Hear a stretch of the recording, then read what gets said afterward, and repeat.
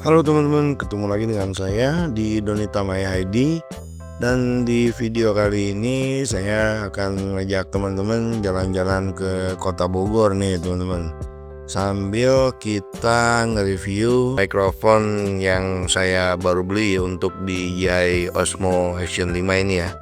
Nah, yang seperti teman-teman tahu kan, kalau pengguna DJI Osmo dari Action 4 ataupun Action 5 itu kendala terbesarnya itu adalah dari audio teman-teman, dari mikrofon. Walaupun memang DJI sendiri itu sudah mengeluarkan mikrofon bawaan atau officialnya ya, yaitu DJI Mic dan DJI Mic 2 kalau nggak salah. Tapi kan kalau untuk konten kreator kecil kayak saya, beli DJI Mic itu dan DJI Mini ya, itu harganya masih luar biasa teman-teman. Bahkan di marketplace itu ada yang sampai 5 juta untuk satu paketnya. Sedangkan kan kalau kita ini pengennya nyoba-nyoba dulu nih teman-teman. Satu sisi lagi ya tentunya keterbatasan budget. Mungkin kalau saya punya budget lebih pun saya akan beli yang DJI Mini ataupun DJI Mic 2 ya teman-teman ya. Tapi ya karena keterbatasan budget, akhirnya kita mulai cari cara-cara lain untuk bikin audio dari DJI ini agar tetap bagus. Nah, di kamera DJI Osmo ini kan untuk outputnya itu Type C teman-teman. Tapi bukan berarti kita itu bisa langsung pasang mikrofon Type C gitu aja, karena memang nggak akan connect teman-teman, nggak akan nyala ya. Saya udah coba beberapa kali beli mikrofon lavalier yang ujungnya Type C, tetap nggak mau nyala teman-teman. Nah, saya juga pernah beli beberapa sambungan ataupun adapter dari Type C ke jack 3,5 yang tipe TRS, tetap juga nggak menyala. Sampai akhirnya ini saya baru coba di sambungan Saramonic teman-teman ya. Saramonic tipenya SRC2003, karena sebelumnya banyak yang menyarankan saya untuk menggunakan Boya yang tipe BY K4, tapi ternyata barangnya gaib teman-teman. Di marketplace juga udah susah banget. Saya udah coba cari-cari di Shopee dan di Tokopedia, itu produknya susah, langka banget. Dan sekalinya ada itu harganya gila, itu luar biasa banget, sampai 500.000 bahkan sampai 600.000 gitu. Akhirnya ya udah saya coba putuskan beli Saramonic ini teman-teman. Walaupun jujurnya harganya juga nggak murah. Ini saya beli di harga 285.000 di Tokopedia waktu itu. Dan untuk mikrofonnya ini bisa menggunakan mikrofon clip-on yang tipe apapun. Nah, di sini saya menggunakan mikrofon clip-on yang lavalier yang harganya 50.000 teman-teman nih. Nah, untuk mikrofonnya sendiri itu teman-teman carinya yang tipe TRS atau yang tipe 2 garis teman-teman. Karena kalau teman-teman pilih yang tipe 3 garis atau yang 1 garis, itu nggak akan bisa connect teman-teman. Makanya di sini saya ngumpulin mic banyak nih. Kita akan coba satu-satu dulu. Walaupun saya juga punya sebetulnya mikrofon wireless ya, dengan merek TNW tipe H37 kalau nggak salah, dan itu belum pernah saya pakai. Ini saya akan coba tes dulu dengan menggunakan mikrofon clip-on di DJI Osmo Action 5. Nah, untuk pemasangannya biasa penempatannya ini saya tempatkan di balik busa pipi ya teman-teman ya, di balik busa pipi dengan menggunakan bulu-bulu kucing itu. Adapun untuk settingan di kameranya saya nggak merubah apa-apa, hanya saya menurunkan gainnya aja. Yang tadinya 0 tuh saya kurangi jadi min 5 teman-teman. Nah, untuk tahu suaranya kita langsung saksikan video ini aja sampai selesai. Untuk jalan Kabanbengan masih seperti ini teman-teman, masih banyak yang perlu diperbaiki ya. Aduh, ini kalau misalnya jalannya mulus enak banget nih, waktu jadi lebih cepat kita jalan-jalannya. Kalau ini kan benar-benar ngabisin waktu dan tenaga ekstra teman-teman. Belum lagi kalau misalnya yang pakai motor-motor kecil itu, aduh kasihan lah pokoknya ke shock breakernya. Mudah-mudahan aja nih pemerintahnya biar cepat fast respon untuk benerin jalannya. Asli ini udara dingin banget, min 19 derajat di daerah Kabanbengan ini teman-teman. Jadi kaca helm saya benar-benar ngembun dan harus dilapin terus. Nah, di sebelah kiri saya ini kita akan melewati Balai Taman Nasional Gunung Halimun Salak ya. Nah, nanti di situ juga biasanya teman-teman akan dikasih tahu jalur-jalur pendakian yang memang worth it atau boleh untuk didaki. Karena ternyata nggak semua jalur itu bisa didaki, teman-teman. Jadi ada beberapa jalur yang memang itu nggak boleh dilewatin, khususnya untuk para pendaki ya. Biasanya jalur-jalur itu jalur-jalur yang memang benar-benar krusial atau tidak dibuka untuk umum ya. Entah karena mungkin potensi bahayanya lebih besar, entah mungkin karena banyaknya binatang yang binatang luas ya, atau binatang-binatang asli gunung itu yang memang masih ada di sana dan berpotensi mengganggu mereka, ataupun hal-hal lain ya, baik teknis dan non teknis yang biasanya itu disebutkan. Nah, nanti dari jalur itu teman-teman baru boleh mendaki itu pun biasanya kita nggak bisa sampai puncak. Jadi ada batasan di mana teman-teman boleh mendaki maksimal. Contoh kalau waktu saya ke Mahameru itu, kita nggak boleh tuh ngedaki sampai puncak Mahamerinya waktu ke Semeru. Jadi kita cuman boleh ngedaki sampai Arcopodo sebetulnya. Nah dari sampai Kalimati, sampai Kalimati, dan dari Kalimati itu sedikitnya itu udah di luar tanggung jawab dari pengelola Gunung Semeru. Cuman ya karena kita dulu pada nakal-nakal ya, jujur aja gitu loh. Jadi kalau misalnya nggak summit itu kayaknya gimana banget gitu, sayang banget gitu kan. Jadi naik gunung itu ya harus summit dulu gitu.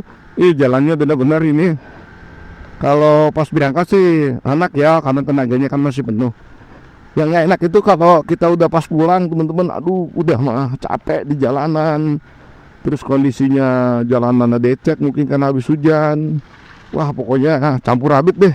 Mendingan saya jalan dari Sukabumi kota ke Cianjur deh, daripada jalan dari Kelapa ke Kabandingan. Nah ini posisi kaca helm saya buka teman-teman.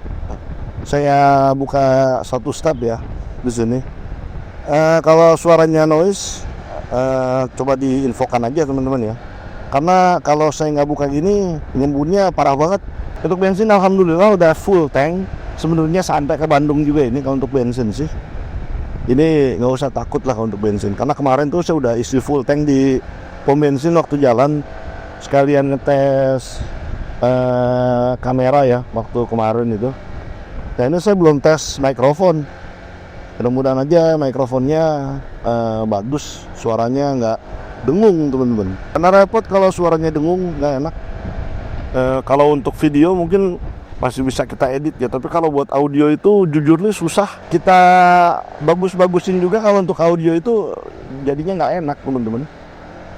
Mau kita edit dengan menggunakan software Audacity ataupun dengan menggunakan AI katanya, itu tetap suaranya jadi dengung, jadi nggak enak ya. Kalau untuk kualitas video sih oke, juara banget. Cuman audionya kayak kurang puas saja teman-teman. Karena kan saya di sini tidak menggunakan adaptor bawaan dari DJI teman-teman. Jadi saya menggunakan kabel ya, kabel adaptor tuh mereknya Saromic kalau nggak salah, atau apa lupa saya. Dan untuk mikrofonnya saya juga nggak menggunakan mikrofon DJI Mic 2. Nah ini nih enaknya bawa ADV yang udah di custom bagian suspensinya. Untuk bagian gajulugan gitu aman-aman aja. Oke tuh ya, ini kaca helmnya udah kita tutup. Sekarang kita ada di kawasan Ciawi Tali ya. Sebentar lagi ini kita akan masuk ke desa Kalapanunggal teman-teman. Nah untuk teman-teman yang ingin ke Chevron Geothermal, sekarang tuh kan namanya Setara Energi Geothermal ya, karena sudah divestasi. Dari pertigaan Ciawi Tali di depan teman-teman ambil kiri, itu arah ke Gunung Salak. Pengeboran ya, pengeboran geothermal di Gunung Salak. Cuman saya ngambilnya ke kanan, arah ke Kalapanunggal. Nanti deh saya akan buatkan video khusus nih untuk teman-teman yang ingin tahu gimana dalamannya atau jalur ke arah Setara Energi Geothermal Salak. Tapi mungkin saya nggak bisa ngajak teman-teman sampai dalam ya, karena itu kan restricted area atau area terbatas. Saya mungkin bisa ngajak teman-teman sampai ke depan parkirannya aja, karena memang area di dalam itu tidak boleh dipublikasikan teman-teman ya, karena itu kan pembangkit listrik ya teman-teman ya. Takutnya ada hal-hal yang memang sifatnya rahasia dan tidak boleh dipublikasikan teman-teman. Nah tadi tuh kita belok ke kanan ke area Kalapanunggal. Harusnya kalau mau ke Sarana Geothermal itu kita ambil ke kiri. Ini kita masih terus di depan, kita akan ngelewatin tugu perbatasan antar desa teman-teman dan antar kecamatan. Jadi ini kita udah lintas satu kecamatan nih teman-teman. Yang tadinya di Kecamatan Kebandungan, kita ke Kecamatan Kalapanunggal. Oke teman-teman, sekarang kita udah ada di kawasan Kecamatan Kalapanunggal, di desa apa ini saya namanya, saya juga lupa nih namanya desa ini. Jalannya masih sama ya, masih rusak juga jalannya. Tapi di sini udah rada mending sih teman-teman, masih banyak yang bisa kita lewatin jalannya dibandingkan dengan tadi itu di Kabandingan parah banget, bener-bener parah gitu. Kalau di sini kita bisa lari sekitar 40 ataupun 45. Kalau tadi tuh waktu di Kabandingan tuh jalan kita paling 20, 25, pelan-pelan banget karena jalannya hancur. Kalau dipaksa juga kasihan ke shock breaker. Nah di sebelah kanan saya ini ada pabrik sagu yang merupakan pabrik sagu tertua nih teman-teman di Kecamatan Kalapanunggal dan mungkin di Kecamatan Kabandingan juga. Pabrik sagu itu berdiri sejak tahun 70-80-an dan sekarang katanya sih udah masuk ke generasi kedua teman-teman. Jadi anaknya ya, karena bapaknya sudah nggak sanggup ngelola manajemen perusahaannya, makanya digantikan oleh anaknya teman-teman. Alhamdulillah pabriknya masih terus beroperasi, jadi saya salutnya masih bisa tetap survive ya, atau bertahan dengan kondisi yang sekarang ekonomi yang kurang stabil, terus harga-harga juga udah semakin naik, apalagi sagu ya, itu kan saingannya juga bukan lagi skala cetak teman-teman ya, tapi udah skala-skala besar saingan sagu itu. Tapi masih bisa survive teman-teman, masih bisa bertahan, minimal masih bisa mempekerjakan banyak tenaga kerja atau manpower untuk di kawasan lokal ya teman-teman ya. Ini udah buka tuh ojek lali. Tuh di sebelah kanan saya tadi tuh bakso yang legend tuh teman-teman, dari tahun 90-an. Tadinya dia baksonya didorong pakai gerobak dorong gitu. Alhamdulillah usahanya berkembang sampai dia punya ruko ya teman-teman, lumayan besar ya itu rukonya. Kita masih di daerah kawasan Kalapanunggal nih teman-teman, dan di sini teman-teman lihat udah banyak banget kiri kanan ini toko-toko dan ruko-ruko ya teman-teman. Nah ini banyak SPX, terus di depan juga ada Bank DRI yang merupakan satu-satunya bank yang ada di dua kecamatan itu teman-teman, antara Kalapanunggal dan Kabandingan. Jadi DRI ini adalah bank terakhir yang ada di Kalapanunggal dan Kabandingan teman-teman. Coba kalau ada bank lagi ya di Kabandingan mungkin akan lebih seru kali ya, jadi gampang kalau ngurusin apa-apa gitu. Cuman saya pernah tanya ke bank BRI nya juga, katanya sih belum ada rencana untuk perluasan dan penambahan kantor cabang baru ya teman-teman.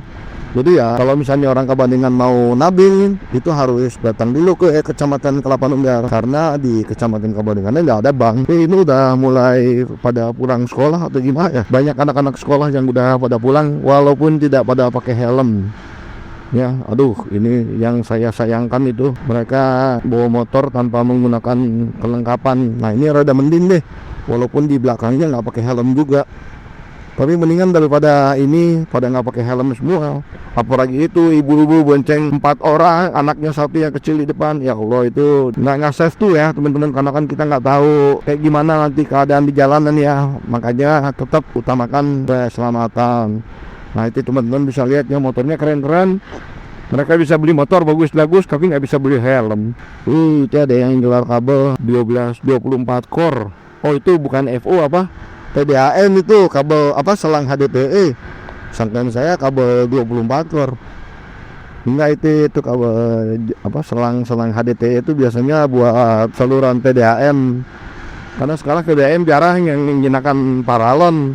Apalagi kalau di desa-desa mereka udah nggak menggunakan pipa besi dan paralon, karena cepat banget rusak teman-teman, cepat banget kitas. Dan kalau pipa besi itu biasanya berkarat dari dalam. Kita udah masuk ke daerah Nagelat teman-teman, dan di sini tuh ada klinik yang lumayan besar juga. Nah jadi orang-orang di daerah saya, di daerah Kabandingan itu memang fasilitasnya masih sangat terbatas teman-teman.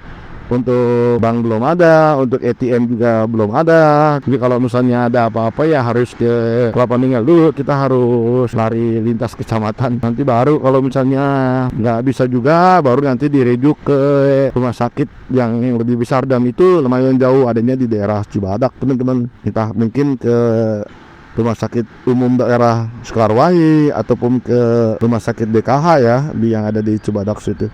Tapi mereka tetap dirujuk. Nah, di sini kita masuk ke kawasan Cikidang, teman-teman. Kita dari pertigaan Kelapa Nunggal Cikidang kita belok ke kanan seperti biasa, kita masuk ke daerah Cikidang. Nanti baru kita akan masuk ke daerah Cibadak nih, teman-teman nih. Kalau di daerah Cikidang itu memang terkenalnya dengan perkebunan sawit nih, teman-teman. Jadi di sepanjang jalan kiri kanan tuh kita akan ketemu banyak kebun sawit ya, teman-teman nih. Kalau ini udah mulai nih masuk ke area kebun sawit sampai nanti di pertigaan Cibadak sama Kelapa Nunggal tuh. Cibadak sama Cikidang deh ya. Itu baru bukan lagi masuk kebun sawit. Kiri kanan kebun sawit dan penerangannya kurang. Hampur. Jadi kalau ada teman-teman yang kesini malam hari, hati-hati banget saran saya. Karena jujur deh di sini penerangannya kurang banget. Hindari deh. Dia pupuk. Di sini kayaknya udah musim pupuk nih. Ini dia pupuk kandang. Belinya nyantar banget. Biasanya sawit nih fase pemupukan. Sepanjang jalan jauh banget. Di pupuk kotoran kambing sama kotoran ayam dicampur. Sampai di depan ini masih kawasan perkebunan, teman-teman. Tuh, kebun sawit. Ini biasanya di sini nih sering dipakai jalur off-road sama teman-teman off-roader. Saya dulu sering off-roadan, cuman sekarang udah nggak pernah sama sekali. Kenapa? Karena istri saya nggak bisa ikut. Jadi kalau saya tuh kan maunya tuh touring itu atau hobi itu, saya tuh maunya hobi itu tuh bisa dinikmatin bareng-bareng teman-teman, bukan hanya sayanya doang. Jadi kalau saya hobinya off-roadan, saya mau istri saya juga off-roadan. Saya cari jalan tengah dan saya ajak istri saya touring untuk jalan-jalan, ternyata nikmatin gitu.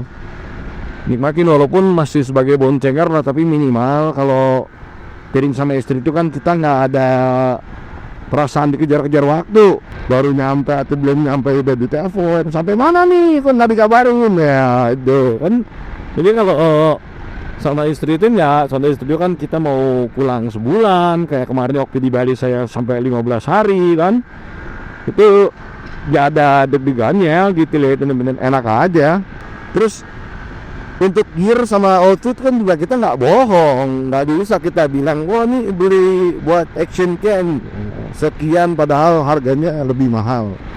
Nah jujur lo teman-teman, ada nu kayak gini nu, yakin saya kalau kita tuh dengar istri kan nggak, minimal dia tahu oh harga action cam GoPro Hero 11 berapa, kalau Hero 12 berapa, terus kalau saya beli DJI berapa, akhirnya kan gue ikut. Jadi saat saya beli DJI Osmo Action 5 ini, terus istri saya juga ikut beli DJI Pocket untuk ngeflat kesehariannya dia gitu. Untuk helm juga, kayak ini helm gak enak nih ya, dia mulai itu beli helm yang kira-kira nyaman buat dia gitu. Apalagi kalau motor, tapi misalnya ini motornya kurang enak, belum ganti oli ya, ganti oli kedua kita tamat lah ya. Kalau bareng sama istri itu hobi yang satu frekuensi itu jujurnya enak banget teman-teman. Nah ini pertigaan Cikidang Cibadak, kita akan belok kiri ke arah Cibadak teman-teman. Kalau ke arah kanan tadi itu kita akan ke daerah Pelabuhan Ratu. Ini udah jalan besar ya, jalan itu udah mulus, sudah enak. Walaupun di depan masih ada beberapa jalan yang dampi, tapi nggak terlalu dampi banget. Ini jalur yang paling sering dilalui sama teman-teman tourer kalau mau touring ke Pelabuhan Ratu, Sawarna, Cisolok, Ujung Genteng, Jampang, Kulon, ini sering banget lewat sini. Dan hati-hati teman-teman, walaupun jalannya miris, enak, banyak tikungan, jangan juga terlalu lengah ya. Tetap utamakan keselamatan. Apalagi kalau teman-teman lewat jalur sini malam hari ya, itu hati-hati banget. Karena memang jalur sini minim penerangan, kecuali di depan itu pun dibangunnya setelah Bapak Aing tuh Kang Dodo yang jabat jadi Gubernur Jawa Barat, alhamdulillah. Sebelumnya nggak ada teman-teman penerangan lampu jalan tuh, teman-teman bisa lihat. Sekarang udah ada lampu jalan sampai ke Pelabuhan Ratu, alhamdulillah. Sudah ada penerangan tuh dan sudah berfungsi teman-teman. Jalannya juga beberapa ruas sudah ada perbaikan, walaupun di daerah saya dan Kelapa Ninggal itu belum sampai sekarang. Sudah lebih dari 17 tahun saya di situ teman-teman, tetap masih belum ada perbaikan. Mudah-mudahan lah ada prioritas yo untuk Gubernur Jawa Barat nih, untuk Kang Deddy Mulyadi bisa apa ya kalau kita bilang, bisa mengalokasikan dan bisa mengkoordinasikan dengan jajaran-jajaran para bupati, camat, dan jajaran-jajaran pemerintah desa terkait ya mengenai pembangunan jalan di Kelapa Nunggal dan Kabandingan nih teman-teman. Tapi nanti kayaknya seru juga kalau kita akan bikin sesi touring ke Lembur Pakuan, kayaknya belum ada ya. Nah seru juga kalau kita bikin sesi touring Sukabumi Lembur Pakuan. Tapi itu di mana ya? Warga-warga di sana bisa nggak ya buat nginep? Karena kan saya 2 istri. Kalau nggak bawa istri sih enak, bisa di mana aja. Polsek Cikidang. Sebelah kiri saya Polsek Cikidang, masih di Jalan Raya Cikidang Cibadak nih teman. Mungkin sekitar 10 menit lagi kita akan masuk ke pertigaan Cibadak ya. Jalannya Masya Allah enak banget. Saya kangen banget nih kalau pagi-pagi jalur sih. Pokoknya juara nih teman-teman. Udaranya dingin, terus nggak terlalu ramai. Makanya saya kalau touring kemana-mana tuh selalu dari Kabandungan tuh, dari masa itu jam-jam 5-an.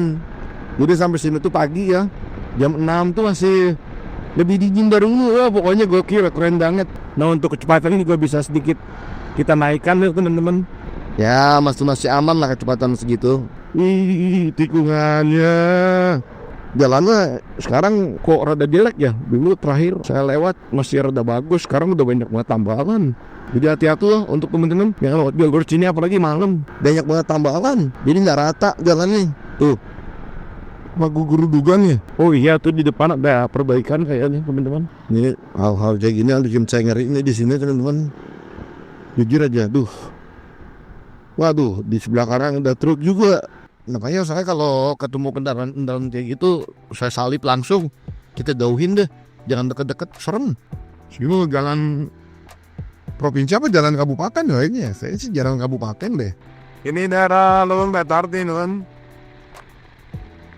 Masih di jalan yang sama sih. Waduh itu bapak lawan arahnya dengan PD-nya. Ford Ranger. Anak tuh Navara, Ranger, buat off-roadan. Nah kalau daerah sini sudah mendingan aspalnya, udah nggak terlalu bumpy, lurus. Buat corner-corner enak, cuma hati-hati juga, jangan terlalu terlena.